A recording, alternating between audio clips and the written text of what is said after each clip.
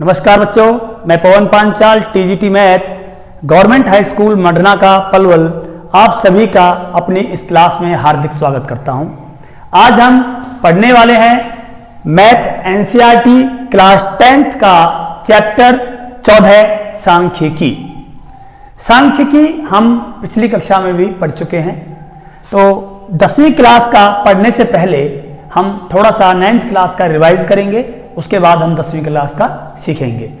चलिए, हमने 9वीं कक्षा में सांख्यिकी के बारे में क्या पढ़ा, पहले हम उससे संबंधित रिवाइज करते हैं। हमने पिछली कक्षा में अवर्गीकृत आंकड़ों का माध्य निकालना सीखा था। माध्य क्या होता है?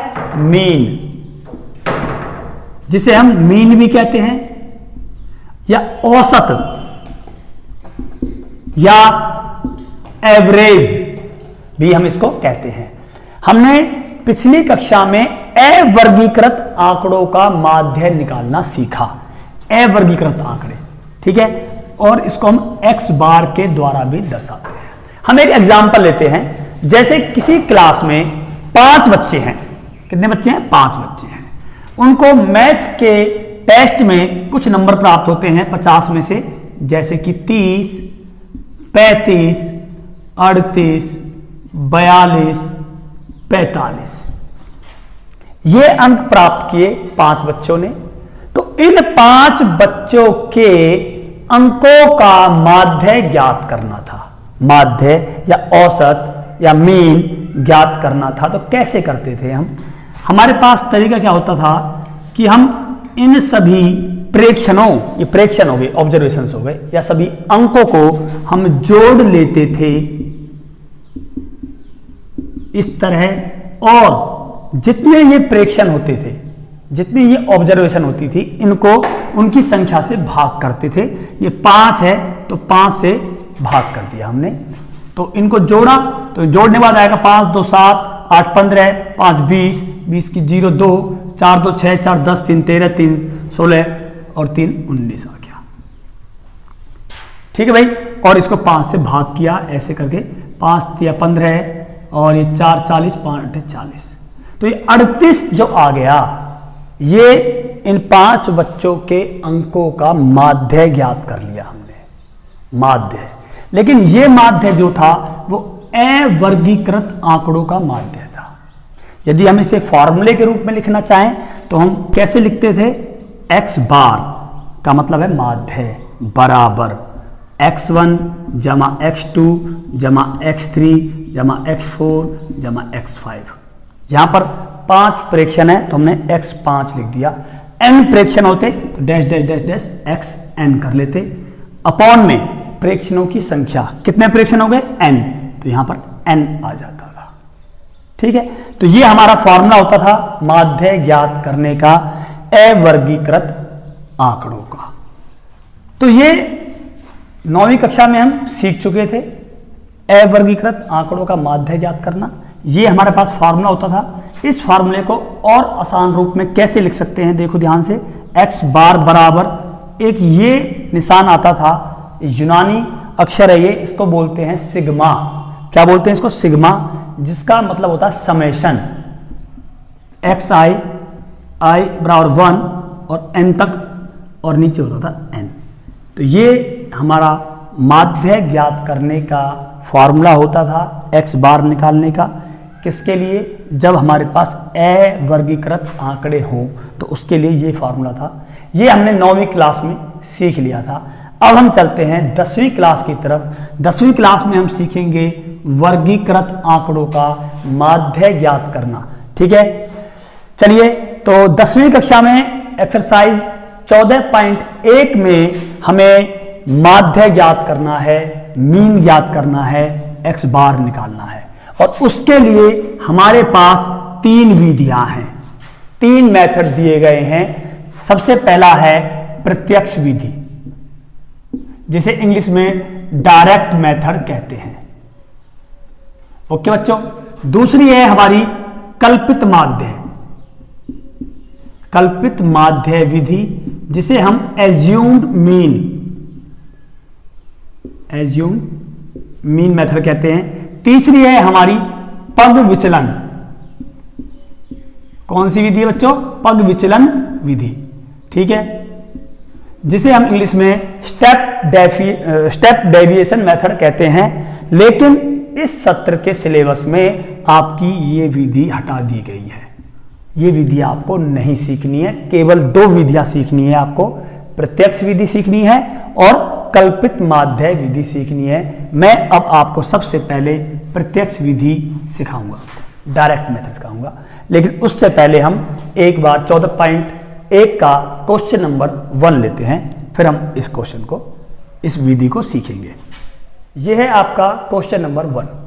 क्वेश्चन नंबर 1 क्या है कि विद्यार्थियों के एक समूह ने 20 घर थे और उनमें लगे पौधों की संख्या के आधार पर एक सर्वेक्षण किया, ऑब्जर्वेशन किया। कैसे कि 0 से 2 पौधे एक घर के अंदर लगा हुआ था, 2 से लेकर 4 पौधों की संख्या 2 घरों में थी, और 4 से 6 एक घर में थी, 6 से 8 5 घर में थी। इस तरह ये सर्वेक्षण किया है। अब आपको करना क्या है? माध्य पौधों की संख्या ज्ञात करनी है, नंबर 1। नंबर 2, किसी भी विधि का आप प्रयोग कर सकते हैं। मैंने अभी आपके सामने 2 विधियां बोली थी, प्रत्यक्ष विधि और दूसरी थी एक कल्पित माध्य। तो आप किसी भी विधि का प्रयोग कर सकते हैं, मैं आपको सिखाऊंगा भी। अच्छा ठीक है भाई, तो हमें ये क्वेश्चन दिया गया है। मैंने अभी आप बताया था, ये कहलाती है फ्रीक्वेंसी, बारंबारता, इसे हम बोलते हैं FI। ये आप सीख चुके हो, कोई नई बात मैंने अभी नहीं बताई आपको। अब बताता हूं आपको। मैंने आपको बताया था कि 9th कक्षा में हमने सीखे अवर्गीकृत आंकड़े, 10वीं क्लास में सीखेंगे वर्गीकृत आंकड़े। तो ये जो है ना आपके सामने, ये वर्गीकृत है, मतलब वर्ग बना हुआ है, 0 से 2, 2 से 4। 9वीं कक्षा में क्या होता था, हमें यहां पर एग्जैक्ट संख्या दी होती थी कि एक घर में 1 पौधा है, 2 घर में 3 पौधे हैं, एक घर के अंदर 5 पौधे हैं, 5 घर ऐसे हैं जहां पर 7 पौधे लगे हुए हैं। तो यहां पर कुछ ना कुछ एग्जैक्ट संख्या होती थी, मतलब कोई वर्ग अंतराल नहीं होता था। आपको कोई ना कोई पौधों का नंबर दिया होता था, 1 हो, 2 हो, यहां पर 3 हो, या 5 हो, या 9 हो, 11 हो, 10 हो, इस तरह कोई संख्या दी होती थी। लेकिन यहां पर हमें वर्ग दिया गया है, 0 से 2, 2 से 4, 4 से 6, 6 से 8, इस तरह वर्ग दिया गया है। अब इन प्रश्नों को कैसे हल करेंगे ये हम सीखेंगे। एक बार इसका हम मेथड लिख लेते हैं, सूत्र लिख लेते हैं। फार्मूला क्या है इसका? इसका फार्मूला होता है x बार बराबर sigma FI XI sigma FI। ये इसका प्रत्यक्ष विधि का फार्मूला है, सूत्र है। तो हमें क्या क्या चाहिए? हमें सिग्मा चाहिए, FI XI का सिग्मा, मतलब सिग्मा क्या होता है? जोड़, समेशन। किसका समेशन? FI XI का।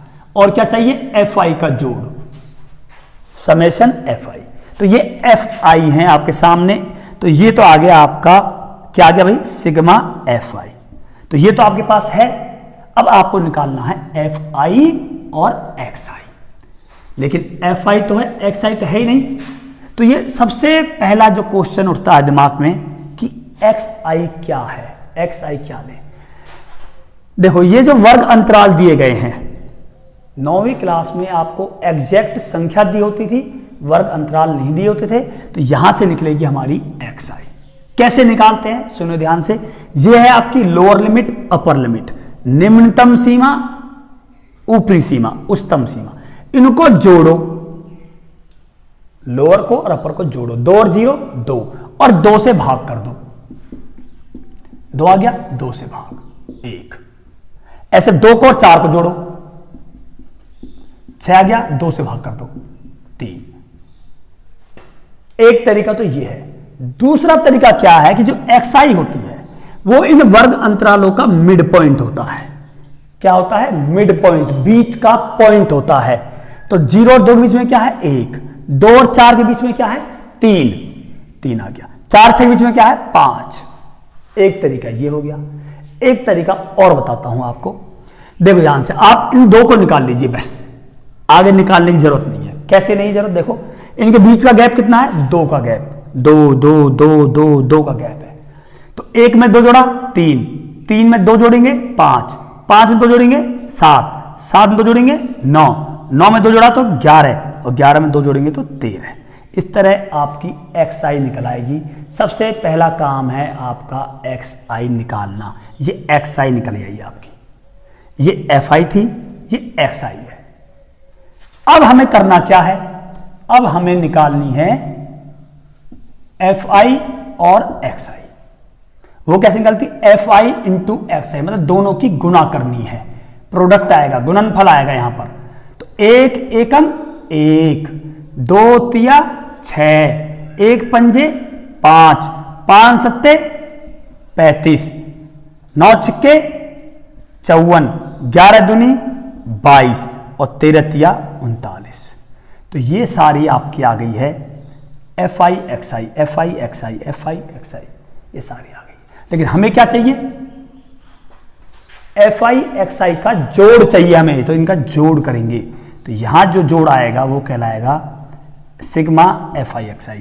9 2 11, 4 15, 5 20, 5 25, 6 31 और 1 आ गया 32 का 2, 3 3 3 6, 2 8, 5 13, 3 16, 16 का यार 162। अब इनकी वैल्यू पुट कर दीजिए उसके अंदर। तो x बार बराबर आ गया 162 बटे में 20।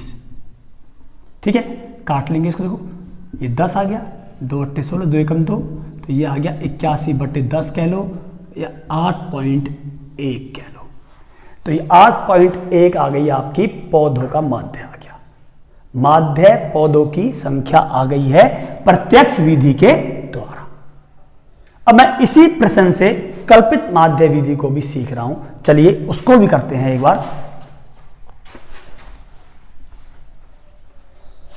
तो इसी तरह अब हम कल्पित माध्य का भी सूत्र लिख लेते हैं। वो क्या होता है देखो ध्यान से, x बार बराबर a प्लस के सिग्मा fi di बटे में सिग्मा fi।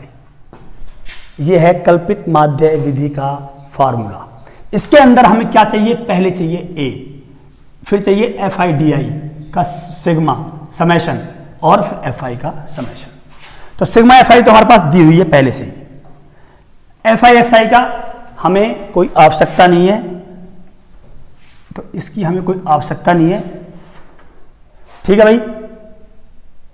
अब देखिए सबसे पहले, अब आप कहोगे सर इसमें xi की भी जरूरत नहीं है, xi की जरूरत पड़ेगी हमें, तो इसलिए सबसे पहले xi निकाल लीजिए। xi निकालना आप सभी को आता है।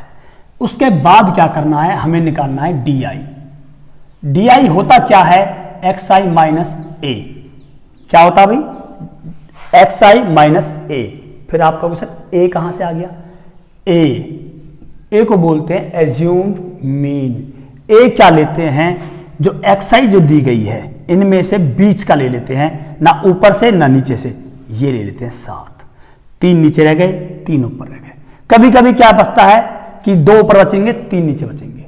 अगर इस तरह दिए गए हों तो हम कोई सा भी ले सकते हैं। जैसे मान लो इसमें 6 संख्याएं होती, 1 2 3 4 5 6, तो अगर हम इसको भी ले सकते थे और इसको भी ले सकते थे। इन दोनों में से किसी एक को हम a के रूप में ले सकते थे, लेकिन अब दी गई है 7 संख्याएं, तो हम इसको ले लेंगे। ये बिल्कुल बीचम बीच है, 3 संख्या ऊपर बच गई, 3 संख्या नीचे बच गई। तो 7 जो है वो कहलाएगा मेरा a। तो a आ गया 7। अब निकालते हैं di। कैसे निकालेंगे? xi में से a घटाकर, a मतलब 7। चलिए xi क्या है? 1 माइनस क्या है? 7, तो ये बच गया आपका -6। तो ये कहलाता है आपका di। इसे करिए, 3 minus 7 -4, 5 minus 7 -2, 7 minus 7 0, 9 minus 7 2, 11 minus 7 4, 13 minus 7 6। तो ये सभी आपकी di आ चुकी हैं। अब मेरा काम है निकालना fi di निकालना। fi की गुना di से करनी है। ये है आपकी di। इसकी गुना किससे करनी है? fi से। तो 1 गुना के -6, -6 2 गुना के -4 -8, 1 गुना के -2 -2, 5 गुना के 0 0, 6 गुना के 2 12, 4 गुना के 2 8 और 6 गुना के 3 6 18। तो ये आपकी FIDI आ गई है सारी आपकी। फिर क्या करते हैं हम, सिग्मा FIDI मतलब FIDI का जोड़ निकालेंगे। जोड़ कैसे निकालेंगे, प्लस प्लस की ने एक बार जोड़ लो, माइनस माइनस की को एक बार जोड़ लो। 8 और 6 14 और 2 16, ये आ गया -16। 12 8 20 और 18 आ गया 38, जमा का 38 आ गया। इनकी घटा जमा घटा करेंगे तो क्या बचेगा, 22, चिन्ह प्लस का। तो ये आ गया आपका प्लस का 22, इसे बोलते हैं सिग्मा FIDI।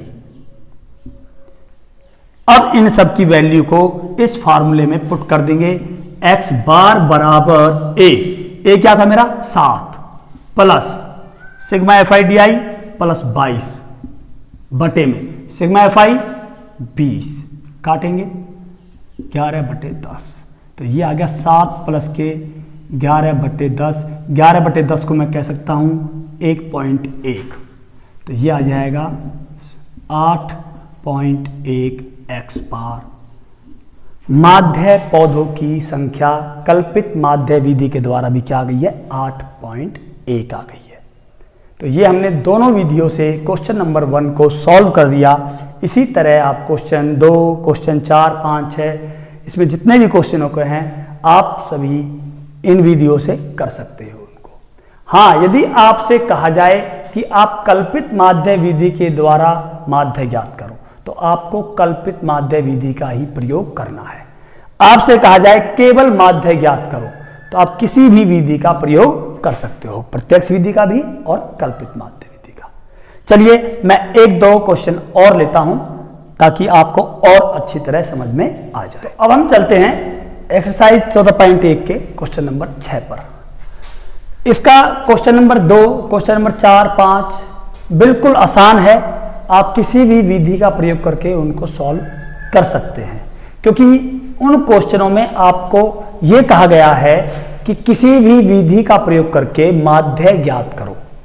तो आपको कोई सी भी विधि प्रयोग करनी है और माध्य निकालना है। मैंने क्वेश्चन नंबर 6 इसलिए लिया है, मैं इसमें बताऊंगा आपको क्या चीज अलग है। तो इसमें भी उसने स्पष्ट कहा है कि 25 परिवार हैं और उनका दैनिक व्यय दिया गया है भोजन के ऊपर, वो कितना खर्च करते हैं। 100 से लेकर 150 रुपए तक खर्च 4 परिवार करते हैं। 150 से लेकर 200 रुपए तक खर्च 5 परिवार करते हैं। 200 रुपए से लेकर 250 रुपए तक 250 रुपए तक खर्च 12 परिवार करते हैं। तो ये आंकड़े दिए गए हैं, ठीक है भाई। 25 परिवार हैं टोटल, और ये हमारे दैनिक व्यय का वर्गीकृत आंकड़ा दिया है। हमें भोजन पर दैनिक व्यय का माध्य ज्ञात करना है, माध्य ज्ञात। और किसी भी विधि का प्रयोग करके उसने कोई स्पेशल कंडीशन नहीं लगाई है कि आपको कल्पित माध्य का प्रयोग करना है या प्रत्यक्ष विधि का प्रयोग करना है। हम किसी भी विधि से, मैं आपको दोनों विधियां सिखाऊंगा, ठीक है भाई। चलिए सबसे पहले मैं आपको प्रत्यक्ष विधि से सिखाता हूं। तो उसके लिए हमें करना क्या है, सबसे पहले हमें XI निकालनी है। ये हमारी FI होती है, पता आपको भाई। XI मैंने आपको बताया क्या होता है, इनके बीच का होता है। कैसे निकालते हैं, लोअर लिमिट जमा अपर लिमिट, निम्नतम सीमा ऊपरी सीमा को जोड़ो और 2 से भाग कर दो। 150 और 100 कितने हो गए, 250 को 2 से भाग करेंगे क्या आएगा, 125 आ जाएगा।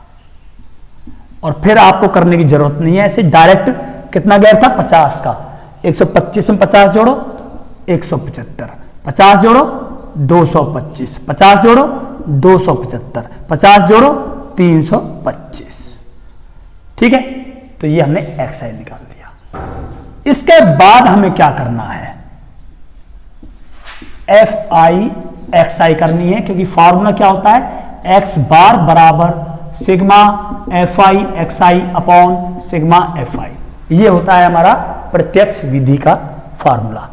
तो मुझे निकालनी है FI XI। तो FI की गुना XI से करिए। 125 गुना 4 क्या हो जाएगा हमारा, ये हो जाएगा 500।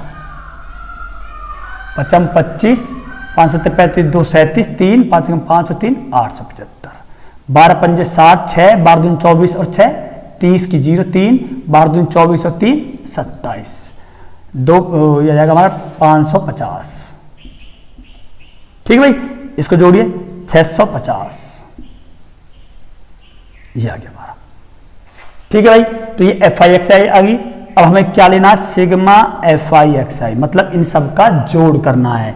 0 5 5 5 10 7 17 1 6 और 1 7 5 12 12 7 19 19 और 8 27 5 32 3 3 2 5, तो ये आ गया 5275। चलिए पुट कर दीजिए वैल्यू। अब यहाँ आ जाएगा 5275 बटे में सिग्मा FI क्या है 25, काट दीजिए 25 दूनी 50, 2 बचा 27, 25 कम 25, 2 बचा 25, तो ये आ गया मेरे पास 211 रुपए। तो ये 211 जो है वो इन परिवारों का भोजन पर दैनिक व्यय का माध्य आ गया। ये माध्य प्रत्यक्ष विधि के द्वारा। अब मैं करूंगा इसे कल्पित माध्य विधि से। मैं आपको जो बताना चाह रहा था वो ये था कि यहां गुणा करने में देखो कितनी दिक्कत आई थी, गुणा एक बड़ी हो गई थी। जब गुणा बड़ी हो जाए, गुणा करने में दिक्कत आए, तो हमें ऐसे प्रश्नों में कल्पित माध्य विधि का प्रयोग करना चाहिए ताकि गुणा आसान सी हो जाए। कैसे आसान हो जाए अभी देखते हैं, देखो करके हम। ठीक है भाई, अब मैं कल्पित माध्य विधि से इस प्रश्न को हल करूंगा। उसके लिए मुझे क्या चाहिए, देखो ध्यान से, A plus sigma FI/DI upon sigma FI। तो अब हम इस क्वेश्चन को कल्पित माध्य विधि से करते हैं। कल्पित माध्य विधि में हमें क्या चाहिए, A चाहिए, FI/DI चाहिए और FI चाहिए। तो सबसे पहले हमारा काम है XI निकालना। XI तो हम निकाल लेंगे भाई, ठीक है। उसके बाद क्या करना है कि हमें DI निकालना है। क्या निकालना है, DI। DI क्या होता है, XI माइनस A। A क्या होता है, एज्यूम्ड मीन।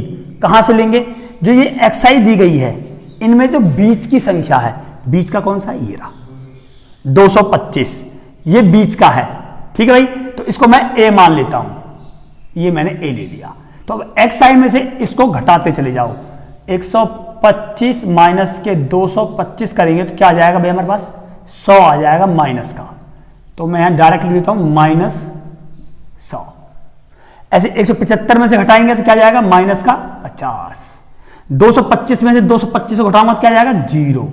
275 में से मैं 225 घटाऊंगा तो क्या जाएगा मेरे पास, 50 प्लस का। 325 में से घटाऊंगा तो क्या जाएगा, 100।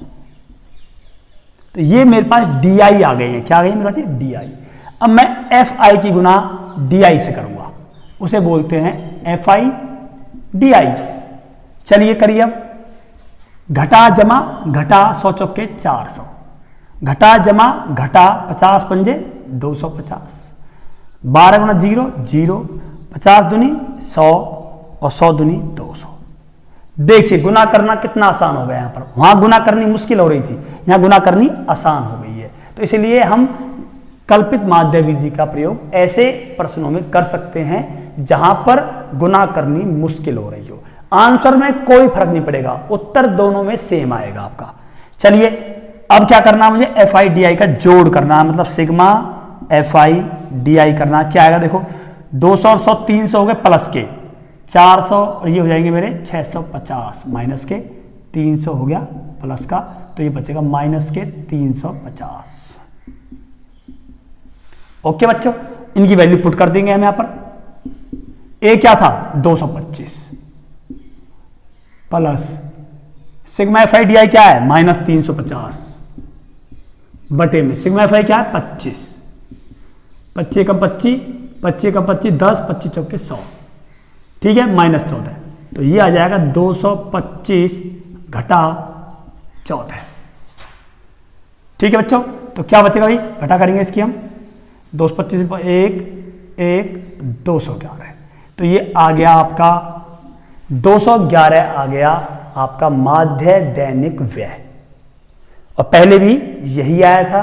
आंसर सेम आएगा, चाहे आप कल्पित माध्य से करो चाहे आप प्रत्यक्ष विधि से करो, आंसर में कोई फर्क नहीं पड़ेगा। तो इस तरह आप बाकी के जो प्रश्न हैं किसी भी विधि का प्रयोग करके माध्य ज्ञात कर सकते हो। चलिए मैं आपको एक क्वेश्चन नंबर 3 करा देता हूं, क्योंकि उसके अंदर थोड़ा सा अलग है वो। वहां हमें माध्य दिया गया है और हमें एक लुप्त बारंबारता है, एक बारंबारता उसमें गायब हो रही है, वो ज्ञात करनी है। चलिए चलते हैं क्वेश्चन नंबर 3 पर। क्वेश्चन नंबर 3 में क्या है कि आपको एक मोहल्ले के बच्चों का दैनिक जेब खर्च दिया गया है। दैनिक जेब खर्च का ये बंटन दिया गया, आंकड़े दिए गए हैं और माध्य जेब खर्च दिया है 18। बस आपको ये लुप्त बारंबारता जो है ना, ये f, इसका मान निकालना है कि यहां क्या आएगा। हम क्या करते हैं, इसको प्रत्यक्ष विधि से हम इसका माध्य निकालने की कोशिश करते हैं। प्रत्यक्ष विधि से करता हूं मैं, और उसका फॉर्मूला क्या होता है, x बार बराबर sigma F I x I upon sigma F I. ठीक है भाई, सिग्मा एफ आई निकालते हैं। चलिए, तो सबसे पहले हमारा काम होता है एक्स आई निकालने का। क्या काम होता है भाई, एक्स आई, ये एफ आई कहलाती है, एक्स आई निकालते हैं। मैं बता चुका हूं आपको एक्स आई क्या होती है, इन वर्ग अंतरालों के बीच का पॉइंट, या लोअर लिमिट अपर लिमिट को जोड़ो और 2 से भाग कर दो। 11 और 13 क्या बन जाएगा, 24। 24 को 2 से भाग करेंगे तो आएगा 12। 13 15 बन गया 28। 28 को 2 से भाग करेंगे तो क्या जाएगा हमारा 14। या तो ऐसे कर लीजिए, या फिर इनका अंतर कितना है, 2 का अंतर है, तो 12 और 2 14, 14 और 2 16, 16 और 2 18, 18 और 2 20, 20 और 2 22 और 2 24। तो ये हमारे पास आ गई है एक्स आई। क्या आ गई है, एक्स आई। अब हमें क्या निकालनी है, एफ आई एक्स आई। ठीक बच्चों, चलिए ये एफ आई है, ये एक्स आई। 12 सत्ते 84, 14 84, 16 निम्बा 144। 18 गुना 13 करेंगे, 18 3 54 का 4 5 हासिल, 18 कम 18 5 23, 234। 20 गुना एफ 20 एफ आ गया। 22 पंजे 110, 24 चौके 96 आ गया हमारे पास। तो ये एफ आई एक्स आई आ गई है। अब क्या करना है, सिग्मा एफ आई एक्स आई निकालना है। तो वो क्या होगा, देखो जोड़ लेंगे भाई, ये नहीं जुड़ पाएगा, ये अलग रह जाएगा, प्लस का 20 एफ, ये जोड़ो 6 4 10 4 14 और 4 18 और 4 22 का 2 हासिल, 9 2 11 1 12 3 15 4 19 8 27 और 8 35 का 5 3 हासिल, 3 और 1 4 4 2 6 और 1 7। तो ये आ गया 752 जमा 20 एफ। ये आ गया आपका सिग्मा एफ आई एक्स आई। और सिग्मा एफ आई क्या है, ये भी जोड़ो, 7 6 13 और 9, 13 9 हो गया हमारे 22, 22 13 35, 35 5 40 और 4 44, 44 जमा के एफ। ये आ गया मेरा sigma F I. Value put करते हैं। चलिए एक्स बार बराबर ये आ गया 752 जमा 20 एफ अपॉन 44 जमा एफ। इसकी वैल्यू पुट कर देंगे, क्या दिया गया 18, तो मैंने यहां ले लिया 18 बराबर 752 जमा के 20 एफ। ये नीचे वाली संख्या जो है वो इधर जाएगी, कहां जाएगी, गुना में जाएगी। तो ये आ गई यहां पर 44 जमा एफ। ठीक है, ये एक समीकरण बन गया है। समीकरण में एक चीज अज्ञात है, क्या है वो, एफ। तो एक समीकरण से एक वैल्यू को हम आसानी से निकाल सकते हैं। निकालिए, 18 गुना 44 करिए, 18 चौक 72 7, 18 चौक 72 और 7 79 जमा 18 गुना एफ 18 एफ बराबर 752 जमा 20 एफ। एफ को एक तरफ कर लीजिए, बिना एफ को एक तरफ। तो ये 20 एफ पहले से ही है, 18 एफ जाएगा तो माइनस 18 एफ। 792 इधर है, घटा 752 हो गया। यहाँ क्या बच जाएगा हमारे पास 40, यहाँ क्या बचेगा 2 एफ और एफ बराबर आ जाएगा 40/2 ये आ गया मेरे पास 20। ठीक है, तो F बराबर आ गया 20। जो ये लुप्त बारंबारता थी ये क्या आ गई आपकी 20 आ गई है। तो ये था क्वेश्चन नंबर 3। इस तरह आपकी एक्सरसाइज 14.1 के काफी क्वेश्चन मैंने करा दिए हैं। बाकी के जो क्वेश्चन हैं वो बिल्कुल इसी तरह कल्पित माध्य विधि का प्रयोग करो या प्रत्यक्ष विधि का प्रयोग करो। सभी प्रश्नों में माध्य ज्ञात करना है, आप इसी तरह माध्य ज्ञात कर सकते हो, जो सी विधि आपको आसान लगे उस विधि से। तब तक आपसे यह ना कहा जाए कि फलानी विधि या कल्पित विधि या प्रत्यक्ष विधि का प्रयोग करो, तब तक आपके पास चॉइस है, आप किसी विधि का प्रयोग कर सकते हैं। तो ये थी एक्सरसाइज 14.1। उम्मीद है आप बाकी के प्रश्नों को आसानी से कर पाएंगे। ठीक है, मिलते हैं अगली क्लास में, तब तक के लिए थैंक यू, धन्यवाद।